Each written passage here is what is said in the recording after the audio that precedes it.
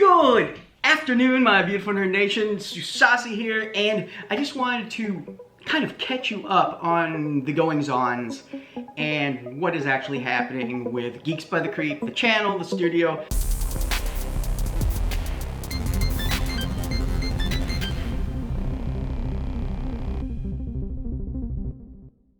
As you all know, I've been working on the studio, yeah, it's a work in progress. The Geeks by the Creek studio is very much a work in progress. This week, progress ground to a halt. Now, I had set aside 3 days. Outside of those 3 days was adulting and stuff around the house and spending time with my family. So I had dedicated 3 days to working on content, to working on the studio.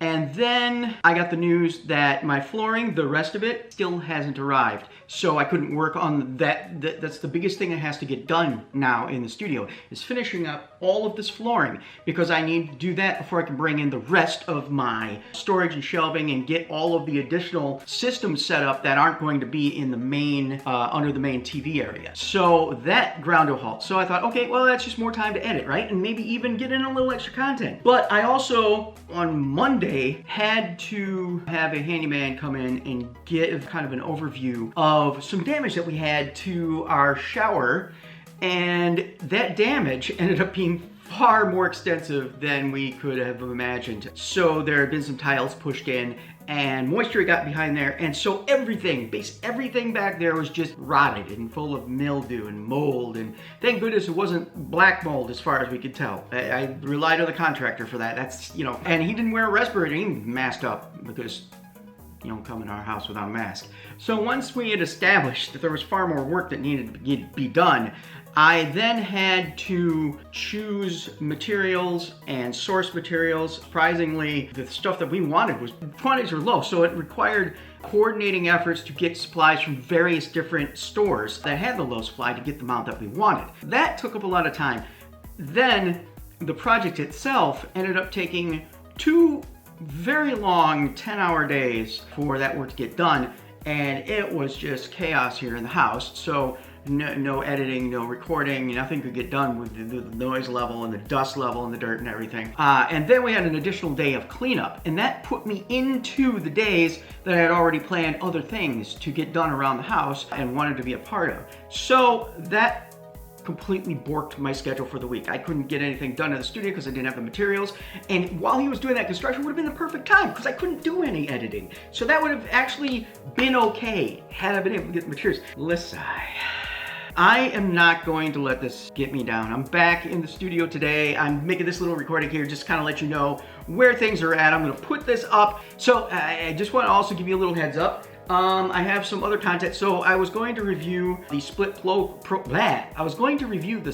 Pro controller. I'm still going to do that. Not even really a review, more of an overview. And also, I had wanted to just kind of touch on current gaming events, and kind of, really honestly, it's almost not so much about gaming as it is about gamers, and kind of how, I don't know, I really don't like the direction that even when I hear YouTubers talking about it, there's just a whole lot of hand-wringing, and it almost feels like entitlement, just very whiny about things that don't really matter in the bigger scheme of things. I can understand some of it, but some of it just seems to be a little much. I feel like it used to be, it was understood that these were, you know, early works in progress and that sort of thing. But I digress. That's for a different video. I also want to touch on, oh, that's shiny. I also want to touch on my experiences with Paper Mario, the Origami King, because this has been really great for my mental health this week. Next up, I also have these 3 very large, well, 2 very large and 1 medium-sized package that came to me from Japan. I really want to discuss these packages because I can't. Got addresses and stuff on it. Sensitive material. But I want to touch on not just touch on, but I want to talk about them because this is from Vinnk, Japan Retro Direct. He's based out of Japan, retro import games, and he has an incredible store. But not only that, he's a really nice dude, and he's been very accommodating with me, especially with the COVID-19 situation and the pandemic. Things have, you know, been very difficult for shipping, and I don't know if a lot of people know that because you may not be shipping internationally very often. Let's just say if you're a fan of the Japanese gaming scene, especially as it applies to retro gaming, to be able to revisit that with these wonderful items from Japan here. So Sean on Famicom Dojo does a segment called Things Vinnk Sent Me. Well, this Vinnk is the proprietor of the shop, and I had said that I was going to do a Things Vinnk Sent Me video segment early on when I first started getting items shipped from him.